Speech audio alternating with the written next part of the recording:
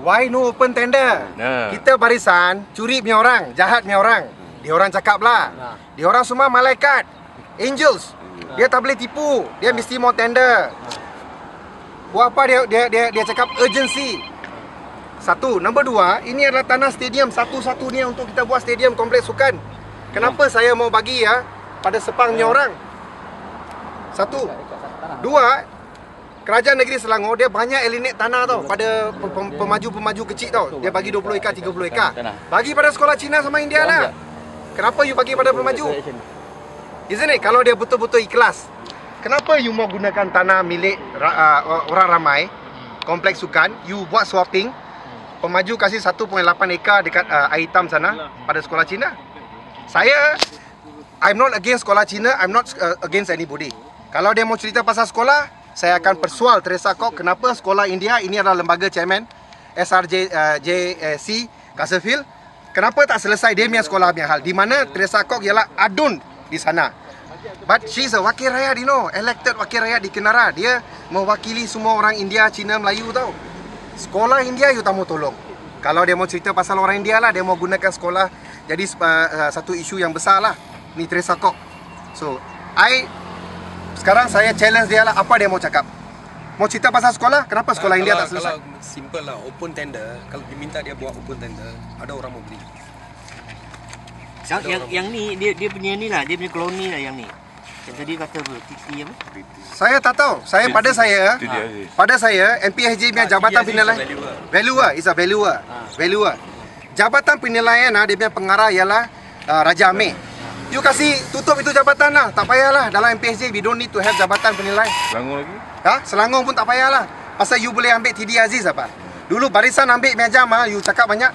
Tak, macam saya cakap tadi, kita semua barisan jahat punya orang, curi punya orang. You baik punya orang, you malaikat, you angel. Teresa Kok is an angel. So you do tender lah, open tender. Open tender kita Kita mau participate. That's one. Number two, why are you taking our land? Kompleks sukan, you know, kompleks sukan. The land, I say, plan sudah tertinggal. Kompleks sukan, ini.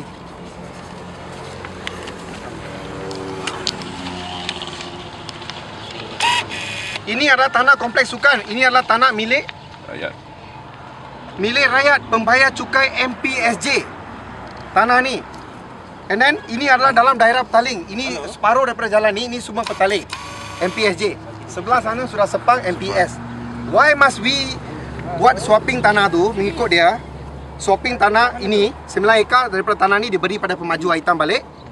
6 ekar tinggal untuk kita punya stadium. And 1.8 ekar sebelah sekolah Cina Xinming tu ada tanah milik pemaju.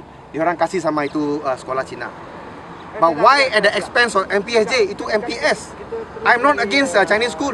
You give Chinese school 10 acre. You are state land, potong itu hutan. Sekarang you potong tanah lombong lu kasih sama sekolah Cina. Saya cakap lu hero. Tapi you buat cara yang jahat macam ni. You pakai TD Aziz RM67. Ini salah. You pergi dekat bawah sana, you tengok itu industri land. Dia punya tanah yang harga RM220, RM30 tau. Satu kaki tau. Tapi dia taruh RM67. Itu dia TD Aziz cakap. Dulu Kir Toyo punya banglo punya hal, dia orang cakap, oh dia pakai private valuer, salah. Tak betul. So kenapa tak pakai Raja Amir? Raja Amir, pengarah penilai MPSJ. Jabatan Penilaian Selangor, kenapa tak pakai? Itu saya mau tanya sama dia lah. Ini pernah tanya dia, ini apa alasan dia? Siapa? Raja Amir? Teresa Kok. Saya sama Teresa Kok tak boleh cerita punya. Dia tak mau cerita sama saya. Dia unfriend saya tau. Dia punya Facebook pun dia kasih unfriend sama saya. Gobind Singh pun sudah unfriend sama saya. Bila kita tanya benda yang betul,